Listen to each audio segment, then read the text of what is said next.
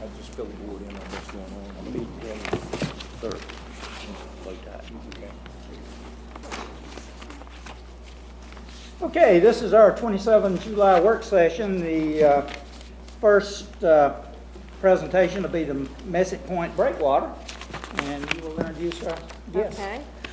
Tonight we have Tom Langley with us. Tom did the preliminary engineering work for the permit application for the Messick Point Breakwater, and he's here tonight to give you an overview of what's been done to date and to answer any questions you have on the project. Well, I appreciate the opportunity. Again, my name's Tom Langley. Is Charity? I'm here. Okay, just want to make sure someone's up there with the computer, because I'd rather be down here. Mr. Moses invited us to help him with this particular issue here, and I've been invited to try to explain how we went through the process, and hopefully these slides will lend an ear towards that. If you don't mind, go ahead and click on the first one. I'll go through a quick commercial. We have a specialty in waterfront. We're civil engineers. We do everything outside of buildings, so we have a particular specialty in the waterfront, and so these are waterfront projects that we have a lot of experience in, and we brought that to bear here. Click again, please. Some of our experience over the years, we have several marinas that we've been involved in one fashion or another, whether it's original planning, permits, design, or even construction management. And over here, we have breakwater projects that we've been involved in, including Old Point Comfort at Fort Monroe, which is a soldier pile breakwater, and you probably have seen that several times as you go across HRBT. Go ahead. Breakwaters are for basically three reasons: wind, wave, and debris. Click. This is Tidewater Yacht Agency in Portsmouth. This is downtown Norfolk. And this is the old Holiday Inn that is no longer there. But this is a breakwater all along here, another breakwater here, and another breakwater here. Those are soldier pile breakwaters, which are timber piles placed one side by side, tip up, tip down, tip up, tip down, to try to put them together as close as possible. And those go into the bottom, and it is a solid breakwater, if you will. Go ahead. This is at Willoughby. You see this as you come across into Norfolk on the south side. These are two marinas in here, and this is a solid breakwater around that. Those happen to be concrete cylinder piles. What was the first one, Tom? This is Tidewater Yacht Agency in Portsmouth. And this is Willoughby. This is Willoughby Harbor Marina and Rebel Marine here. And the concrete cylinder pile breakwater. Go ahead. There's Fort Monroe, Chamberlain, and this is a soldier pile breakwater here, and it continues on down here. Go ahead. This is over in Cape Charles. This is the harbor of Cape Charles. Chesapeake Bay is out here. North is going up to the right. We had gotten a permit to build 5 breakwaters there, and they only had funds to build 2 of them. So these are the 2 that were built. And even though this shows a solid stone breakwater, actually we were fairly fortunate there. A breakwater is just mass. You just want it there to break the wave energy down. Bayshore Concrete is here, and they had a lot of excess concrete shapes on their yard that had been rejected by VDOT for whatever reason. And so they were free, as long as we could come get them. And so we filled this with concrete shapes and then capped it with stone and saved a lot of money. Town of Cape Charles has just retained us to do the 3rd breakwater, and we're just getting underway with that right now. But this is a stone breakwater, and the fetch for this is all the way across the bay to Hampton. Go ahead. And that's just a picture of those breakwaters under construction. Go ahead. So, coming to Messick Point, if you have to come up with a design wave, waves are generated by wind over open water, which is called fetch. The length of open water that the wind blows over is called fetch.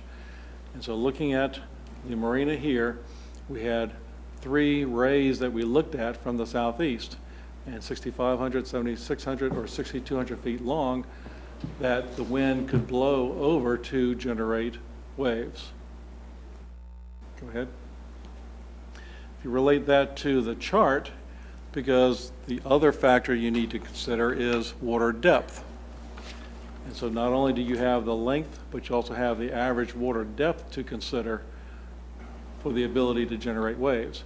Now, for instance, this is all quite shallow down here, and even though this gets down to 13, 14, 15 feet or so, the average depth that we used in our design was, I think, 9 feet, which is, I think, shown on the next slide. Well, I'm sorry, the slide after that. In terms of positioning of the breakwater, if you'll go, can you go back one slide? You want to be able to protect this back here, but you can't block this entire thing off. And so, if you'll go on, go ahead. Some of the considerations that we have to avoid, this is from the Virginia Institute of Marine Sciences, and these are the locations of SAV beds. SAV is subaquatic vegetation. It's gold for VIMS and VMRC. It's very important. And so they want to preserve that and not have anything impact that as much as possible, if at all. These are shellfish beds here that are numbered, but this was the critical feature that we wanted to avoid, along with the federal channel that comes in here. So, go ahead. So, for a design wave, we use the fetch of 7,600. We use an average depth of 9 feet and a hurricane force wind of 75 miles per hour blowing across that 7,600 feet. That generated a design wave 3.6 feet. And the other factor that's so important with design using wave energy is the frequency of those waves, which is the period, 2.2 seconds. So this design wave is 3.6 feet tall, and it comes every 2.2 seconds. That's the design criteria that we use for the breakwater. Go ahead. So this is a blow up of the area. Again, this is the SAV beds over here and over here. These are the slips to be protected, and these are the rays that represent the waves coming in. And so in order to avoid this, and we also had an 85-foot channel buffer that we had to abide by from the Corps of Engineers. This is the Corps of Engineers channel. This is the edge of channel. This is the center line of the channel. This is the other edge. So this is a 60-foot wide federal channel, but they wanted us to stay 85 feet off of it, which is a lot. But that's what they said, so we have to go by that. The reason they want that buffer is to allow for their dredges to have plenty of room to swing. They usually put anchors out, and so they want to have plenty of room for the dredges to operate in there and not compromise maintenance of that channel. So with that 85-foot buffer and the SAV beds, we proposing 2 breakwaters, one there and one there, with a gap in between of, I think, about 100 feet in order to protect this back here. And you can see that a wave coming from here or further to the south, southeast or so, would be blocked by this, and a wave to the north of this would be blocked, to the south of this would be blocked, and to the north of this would be blocked. And there's a gap in here because the agencies, the regulatory agencies, Corps of Engineers, VMRC in particular, they don't like to see solid walls that block currents and water flow. And so that's why you see in many beaches, for example, Ocean View Beach, you see segmented offshore breakwaters. You see a breakwater and a gap and a breakwater and a gap. It doesn't block all the energy. You still got to allow some energy to come through and continue to move the sand but you have enough blocked in order to protect the sand that is there. Is that the predominant direction that we get waves from there? That is not the predominant direction, but it is the most damaging direction, because the location is protected from the east. You've got a peninsula land that comes out here, and all the land up here, you're protected from the north and northwest and southwest. So the southeast is where your wave energy comes from that's damaging. How high were the waves in Isabel that caused the damage? We just know water rise, not the wave action. I think Isabel the damage was from the increase of water elevation, the storm surge, not the wave action. Right. Because the combination of storm surge and southeast storm winds is rare. Most of it is northeast. And so here you're not going to have the northeast damaging wave action with storm surge. So if you go to the next slide, this is the preliminary design that we have proposed. This is the plan view looking down on top of it. There would be a timber pile every 8 feet. That would be staggered on either side. And timber wales, that's what we call these horizontal members. That would be a 4x6 wale on each side, top and bottom, that would sandwich in between a vinyl sheet pile. The vinyl sheet pile would have a gap of no more than 12 inches from it to the bottom. Again, the agencies want to see the ability for water flow to continue. If you had this all the way through into the bottom, then there's an opportunity to sand to accumulate, or erosion. If the current's strong enough, it can create an erosion problem. So allowing the gap there still allows water flow and less damage to the structure itself. The vinyl sheet piles are there because of their longevity. Vinyl sheet piles are becoming the norm for bulkheads, residential bulkheads in particular, because of their longevity, and the cost is very similar, if not a little bit higher, than timber sheet piles. But vinyl is still, for service life, the best alternative. The timber would be salt treated, 2.5 pounds of CCA. The Fort Monroe Marina breakwaters have been there for 23 years. And I think they're still in good shape. The CCA is the preferred alternative for treatment of timber in the saltwater environment. And those timber piles you refer to, they're kind of like a bundle of telephone poles, for lack of a better. Well, they would be probably 40 feet long, 12-inch diameter, and contractors hate us when we design this, but we always have these piles driven butt first, because you want the strength down in the bottom. Several of them in a group. No, there Just would be one? just a single one here, okay. another single one there, Okay. and there. The whales are what pull the whole thing together.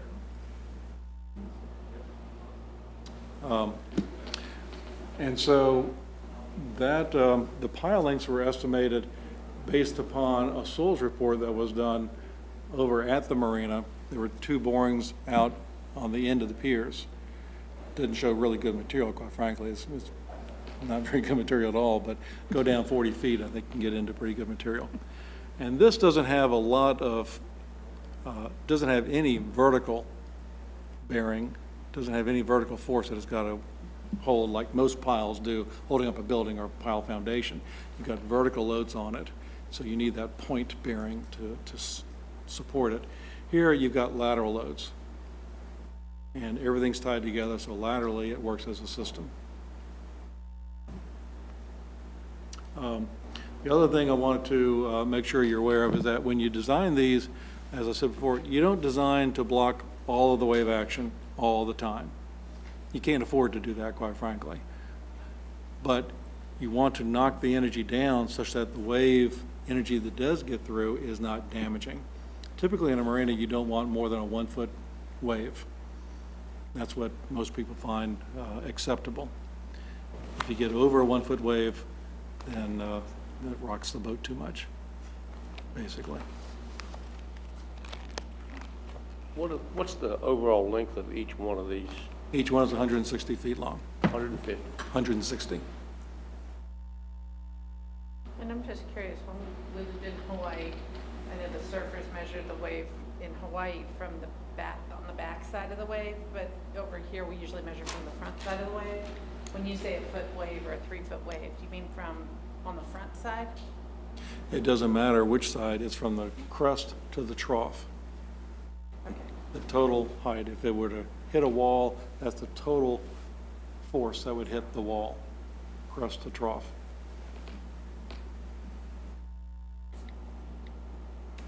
Is there another slide? Nope. So, be happy to answer any questions. Any other questions? Could we go back to the slide that shows the actual position of the There two you go. walls? All right, let's see. Do you know, at the end of your southernmost, Down here? that one, what on the land would that line up with? Do you have any idea? I mean, would it be like at Captain Harold's or? Oh, over here? Yeah. The end of that pier right there, if you extend it out, would be about where the end of that breakwater would be. Right, so what, is there a ground feature that you know of that would relate to where the end of that is?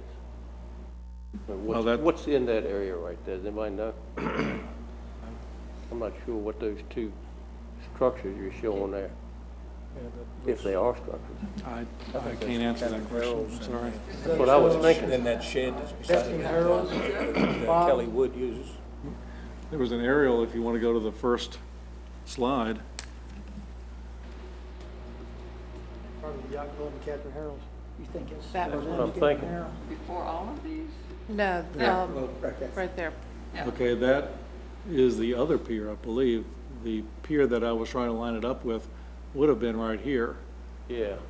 But that's a Corps of Engineers drawing that I was using, and the Corps has not updated their drawing. Yacht club parking I'm lot. thinking that it goes a little bit beyond the yacht club. So it would be over in this location, basically. Yeah, okay. It should help a little Probably bit. the yachts in there. No wake sign, it's just a tad south of there.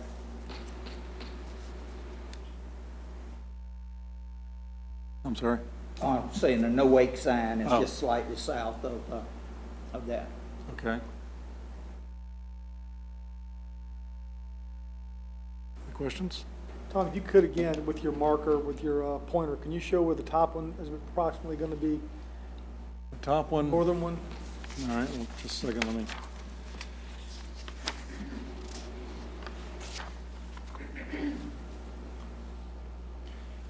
Top one will be right about here. You said how much distance between the two? They are 160 feet long, and there's I think it's 50-foot gap. 50-foot gap? So it's roughly going to take up around 370 feet from the beginning Yes, of sir. the northern one to the end of the southern one. Okay. Yes, sir. Yep. The north one is right about there, Yeah, which would be just about opposite the end of this pier, and the south one would be right about here. Yeah. Tom, I apologize. Did you say 150 or 160? Each breakwater is 160 feet long. 60. I think the gap is about 50 feet. Yeah, yes, I think so. Did I understand that the sheet piling is actually not going all the way to the bottom, that there's a That's gap correct. underneath that? Yes, sir, it was about a 12-inch, 1-foot gap underneath the sheet piling. That's different too. I said, that's different too. I had no idea that. makes the water flow. Okay, other questions for Mr. Langley? Oh, what about the hardware that's, will be used? Galvanized? Oh, yes, sir, Or absolutely. stainless? I would. No, no, no. You want to run it outside? Yeah, I know that. Hot dip galvanized. Yeah. Okay, well, we certainly appreciate you Well, thank you coming all. and explaining that to us. We get a lot of questions on that subject, so now we're loaded with good info. You have my phone number. If anybody has any questions, don't hesitate to give me a call. Thanks, sir. Thank you very much. Thank you, sir. Mr. Vice Mayor, what we'll do from here, absent any direction to the contrary, we'll work with Mr. Langley to move the preliminary design to a bid stage document, get it bid, hopefully sometime in the next 2 months, if not quicker than that. We're still working on a deadline to have it constructed by the end of the fiscal year to match up with our grant, and we are on track to do that. Wonderful. So you're looking at, hopefully, by the end of the year, it'd be in place? Certainly by the end of the fiscal year, but we're trying to do it in non-prime boating season if at all possible. Very good. And because we're doing this, it has to go to public bid and those kinds of things? Absolutely. Okay. Okay, next thing we're gonna talk about is the legislative project.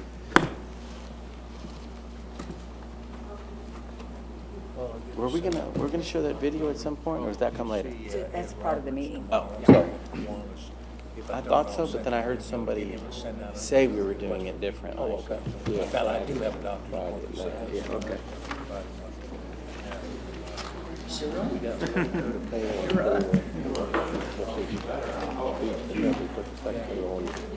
Oh, great. Get that done.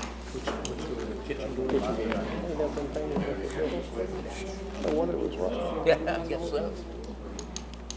Vice Mayor, might I suggest a 5-minute break while we try to locate some of Okay. our next folks? All right, that's a good idea. So we're on a 5-minute break. Oh, okay. Stay tuned, don't go anywhere.